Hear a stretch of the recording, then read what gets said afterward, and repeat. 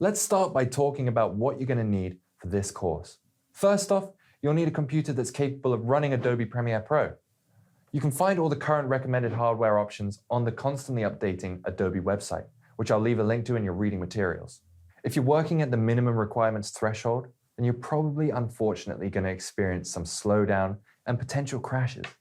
I recommend, if you can, trying to match the recommended requirements that Adobe has set out, as this will guarantee a smooth experience. Your main concern is going to be the CPU, which is the central processing unit, as well as your GPU, which stands for graphics processing unit. The CPU is what does all of the calculations under the hood of your computer and is heavily used in content creation.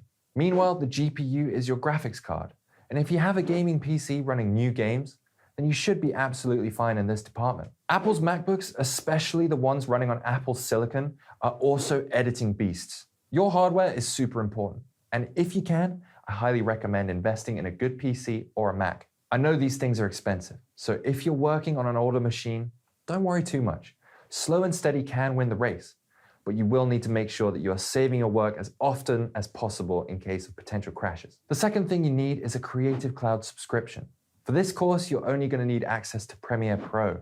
However, Adobe does offer a subscription that gives you access to Photoshop, After Effects, and more.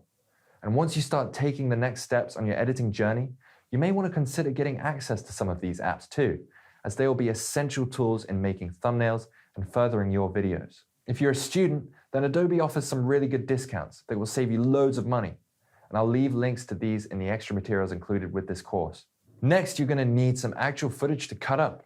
This can be footage that's been captured on a camera, like your phone or a DSLR, or a webcam, or even screen capture. Your footage may come in various file formats, and Premiere Pro supports dozens of different types, including MOV, MP4, M4A, MXF, WAV, Apple ProRes, and even GIF. There's a full list on the Adobe website, which once again I'll link in the extra materials. And if you don't have any footage to cut up, then I have included some basic footage with this course, the same footage that you'll see me cutting up throughout, so you can cut along with me. You will also want somewhere to save your projects and all your files. This can be an internal hard drive or an external one, although I do recommend saving anything that you're working on the fastest hard drive you have, preferably an internal one. That way, Premiere will be faster and less prone to crashing. Just make sure that you have a healthy amount of space on there, as your footage and the final project file can take up a surprising amount of room. And finally, to list a few other things that are not necessities, but are definitely worthy additions to your setup. If not now, then in the future. Firstly, a second monitor for your workstation.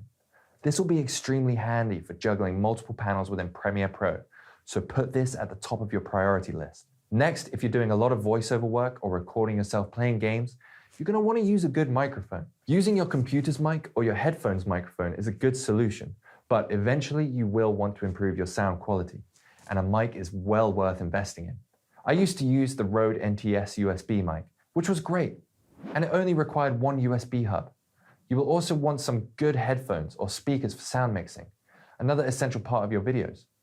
If you're recording a lot of yourself and your friends in real life, a good camera such as a DSLR is an important investment. And if you're running out of space on your computer, then be sure to either extend your hard drive space or purchase some external hard drives. I always keep my old projects and footage knocking around just in case I need to revisit them. There is a list of my equipment in the course materials along with the link to all of these products. That's a lot of stuff, but at the end of the day, I recommend just doing what you can afford to do. The important things for this course is that you have hardware that can run Premiere Pro, a subscription to the Creative Cloud, some footage to edit, and some hard drive space to save your work onto. Once you have those things, you're golden. And the rest will come over time as you progress on your video making journey. Even if your video is 240p, if it's a good and engaging video, people will watch. Now go get Premiere Pro installed on your computer or Mac, and I'll see you in the next lesson.